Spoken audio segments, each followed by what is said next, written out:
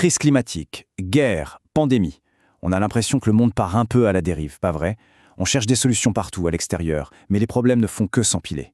Et si en fait on regardait dans la mauvaise direction depuis le début? Aujourd'hui, on va explorer une idée assez radicale.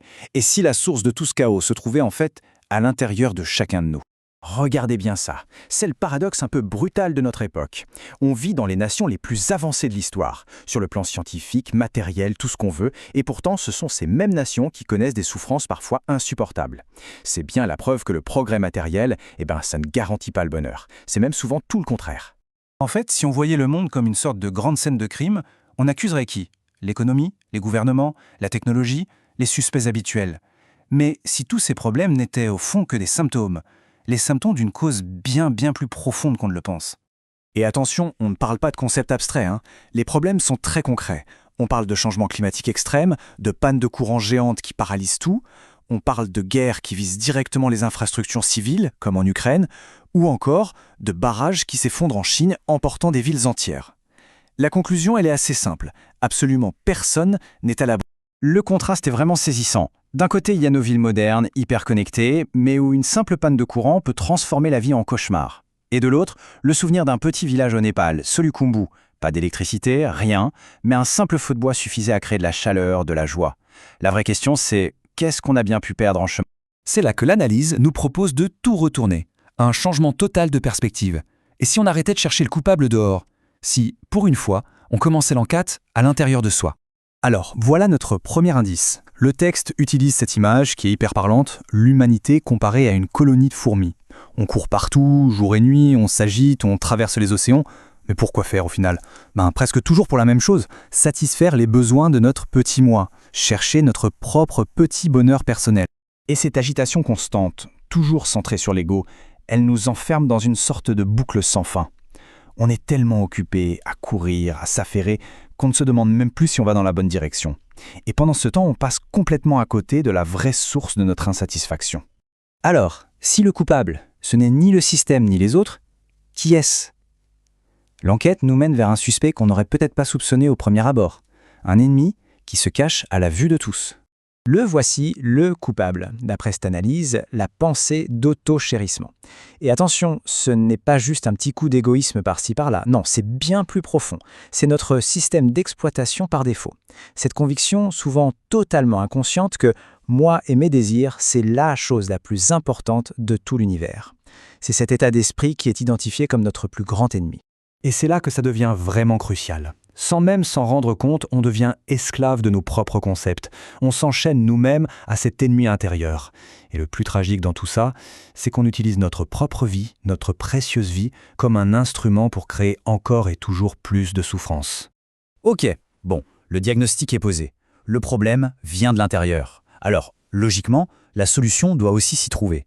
La bonne nouvelle, c'est qu'il existe une porte de sortie. Il existe une méthode, une sorte de plan, pour faire face à cet ennemi. Mais attention, il y a une distinction super importante à faire ici. Il ne s'agit pas juste d'accumuler des connaissances, un peu comme on téléchargerait des données sur un ordinateur. La source est très claire là-dessus. Ça, c'est de l'étude intellectuelle, et ça ne mène pas à la paix. Non, la vraie pratique, c'est une transformation active et profonde de l'esprit. On peut imaginer notre esprit comme un miroir. À la base, il a ce potentiel incroyable de refléter la réalité exactement telle qu'elle est. Le problème, c'est qu'il est recouvert par des couches et des couches de poussière. La poussière de nos concepts erronés, de cet auto-échérissement. Eh bien, la pratique, c'est tout simplement l'action de nettoyer ce miroir, pour enfin y voir clair. Et heureusement, on n'a pas à y aller à l'aveuglette. L'analyse propose une méthode très structurée, une sorte de carte routière pour l'esprit, qui s'appelle le Lamrim. Pour faire simple, c'est une condensation des 84 000 enseignements du Bouddha, mais sous la forme d'un chemin accessible à tous. Alors, ce chemin, il se fait en 3 grandes étapes, c'est très logique. La première, la capacité initiale, c'est la base. Apprendre à vivre de façon éthique pour éviter les grosses souffrances. Ensuite, on passe à la capacité intermédiaire. Là, on veut se libérer soi-même du cycle sans fin des problèmes. Et enfin, le sommet du chemin, la capacité supérieure, c'est quand on dédie toute sa pratique au bien-être de tous les êtres, sans aucune exception. Et c'est là que tout bascule. Cette dernière étape, c'est une véritable révolution intérieure. C'est un renversement complet de notre perspective habituelle. Voici l'antidote ultime à notre ennemi intérieur. L'idée est aussi simple qu'elle est radicale. D'un côté, toute notre souffrance, sans aucune exception, viendrait de cette obsession à se chérir soi-même, le fameux « je ». Et de l'autre, tout le bonheur, le vrai, le durable, viendrait de l'exact opposé, le fait de chérir les autres. C'est l'antidote parfait, le négatif de notre problème. C'est une belle théorie, on est d'accord, mais est-ce que ça tient la route dans le monde réel? L'analyse donne un exemple assez frappant tiré de la pandémie de Covid-19. Au milieu de la peur générale, des moines se sont dévoués corps et âme pour s'occuper des malades et des corps des défunts que plus personne n'osait toucher. L'un d'eux n'a jamais attrapé la maladie. L'explication qui est donnée?